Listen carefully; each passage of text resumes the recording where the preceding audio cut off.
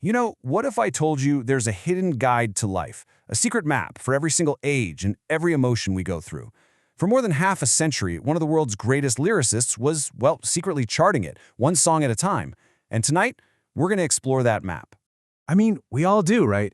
You wish there was some kind of guide to navigate all the confusion, the joy, the really tough questions of just being human. Well, what if I told you that map, it actually exists?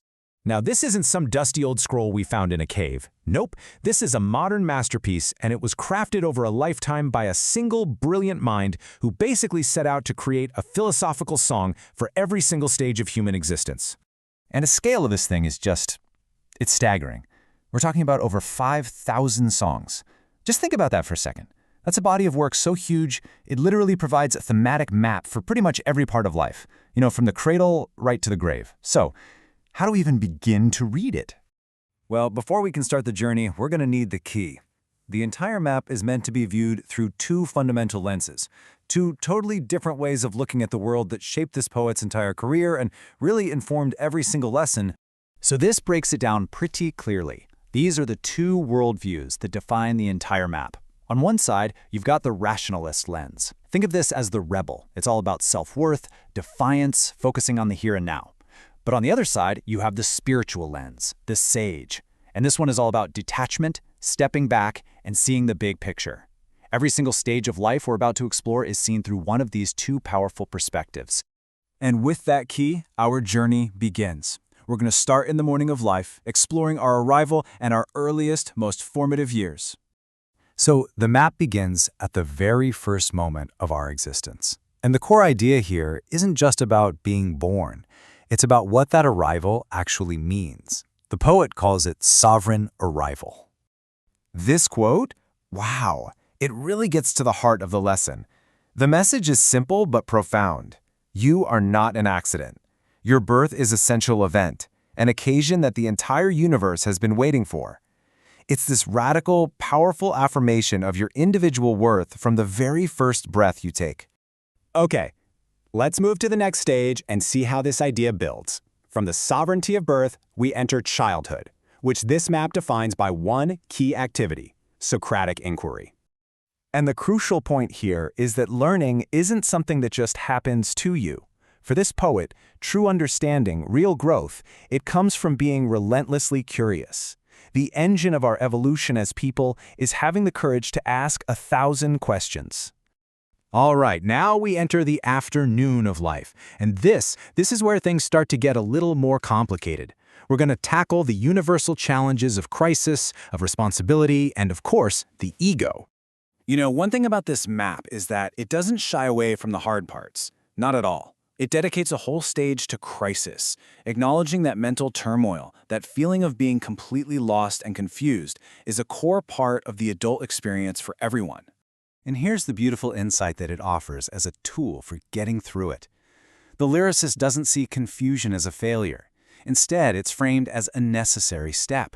It's like the drunkenness of the mind that has to happen before you can find sobriety. It's the fog you absolutely have to walk through to find that clear path waiting on the other side. So as we find our footing, maybe achieve a little bit of success, the map warns us about the very next big challenge, social maturity. And right along with it comes the ego trap. Now this is one of the most powerful metaphors in the entire collection. The poet compares our status to a snake that's resting on a god's neck. Think about it. The snake is only respected because of where it is. Its position, not its own self, is what gives it authority. But the crucial lesson is that this position is always temporary. True security, the poet tells us, comes from humility, not from whatever fleeting power you think you hold. Okay, let's move into the final chapters of the map. Part 3, The Evening of Life. This is where we explore the wisdom gained through a lifetime of experience, the hard reality of loss, and the true nature of our departure. As we get closer to the end, the map gives us a really stark, unflinching look at our relationships. It calls this stage the final inventory, and it's like a sober audit of all our earthly bonds and their absolute limits. This part just breaks down the boundaries of human connection so methodically. Your family, they come with you, but only to the door. Your spouse, maybe the closest person in the world to you, only makes it to the street. Your own child, they'll see you to the funeral pyre, but after that, The journey is solitary. It's only your soul that journeys to the very, very end. So, after that sobering inventory, what's the final lesson? Well, the map presents its ultimate philosophy for facing mortality, and it's called radical detachment. This final quote reframes life and death not as these huge emotional events, but as a simple transaction. Life is a loan, a credit you're given at birth. Death is just you repaying that debt. And you know, it's actually a really powerful tool for letting go, because if you see it this way, you realize that nothing you lose was ever truly yours to keep in the first place. So, we've walked the entire path, from birth to departure. But what are the timeless truths that hold this whole map together?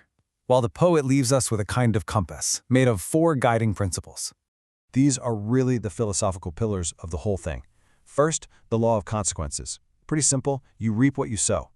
Second, the transience of ownership. We're all just passengers here, not owners.